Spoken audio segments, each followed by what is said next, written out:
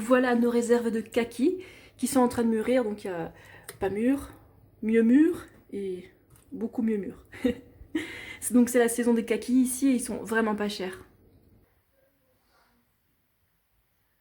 What the fuck are you doing? I'm drinking all of it. No, yes, you fucking glutton. Non sérieux, c'est trop bon. C'est du jus de fruits frais, à la pêche et à l'abricot. Ah, j'adore.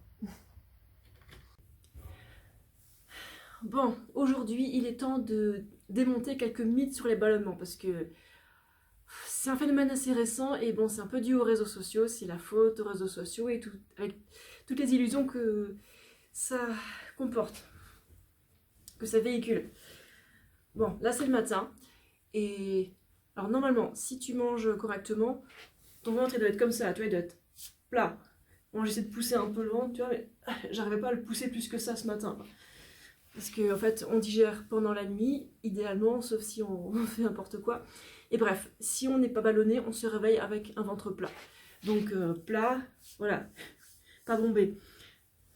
Et en fait, le truc c'est que si on mange des aliments sains, qui sont donc riches en fibres, pendant la journée, on va avoir un ventre bombé. Après les repas, c'est normal, c'est pas des ballonnements, c'est juste que on a les boyaux qui sont remplis de nutriments, de fibres, de toutes sortes de choses. Et après ça passe, ça sort. C'est tout à fait normal d'avoir le ventre bombé après un repas. Ce n'est pas des ballonnements. Mais bon, après, si t'es ballonné encore le matin, il y a des trucs qu'il faudrait changer. Et comme j'ai dit avant, commencer par manger plus de fibres. Si on commence à éviter les fibres juste pour éviter d'avoir un ventre rebondi, on va pas aller dans la bonne direction pour sa santé, surtout à long terme. On va être constipé, ça va aller de pire en pire pour la digestion, et donc du coup, qu'est-ce qu'on va faire? Manger de moins en moins? Bah, après, on va manquer d'énergie, c'est un cercle vicieux. Donc moi, je te propose de te tourner vers un cercle vertueux et de manger des fruits, des tubercules, des céréales, des légumes, des légumineuses, des petites quantités de graines et de noix, et aussi des glucides raffinés, il n'y a aucun souci. Et surtout, n'évite pas les glucides. Si tu veux digérer correctement, si tu veux avoir une bonne santé à long terme, base ton alimentation sur les glucides. 80% des calories que je mange sont des glucides depuis 2010. Et je me porte super bien. Je mange des volumes énormes, et surtout quand je fais du sport, je mange encore plus. Mais quand je fais très peu de sport, je mange quand même des grands volumes. Parce que les glucides, ils se digèrent bien. En plus, c'est la source d'énergie préférée de notre corps et surtout de notre cerveau. Et il y a aussi autre chose, c'est que les glucides sont 2 fois moins denses en calories que les graisses. Moi, je mange peu de graisses et de protéines pour plusieurs raisons. Donc 10% de graisse et 10% de protéines parmi mes apports caloriques. Alors de 1, les protéines et les graisses sont difficiles à digérer. Trop de graisse, ça fatigue le foie. Trop de protéines, ça fatigue les reins. Et en plus, nos besoins en graisse et en protéines, ils sont tout petits. Et donc bref, si tu veux être constipé, ben mange plein de graisse et plein de protéines et puis évite les fibres. Mais si tu veux avoir un transit qui fonctionne bien et ne pas être ballonné, donc avoir un ventre plat le matin au réveil, eh ben là, mange plein de glucides et aussi un apport suffisant en fibres et en eau. Et voilà, grosso modo, c'est simple, c'est comme ça.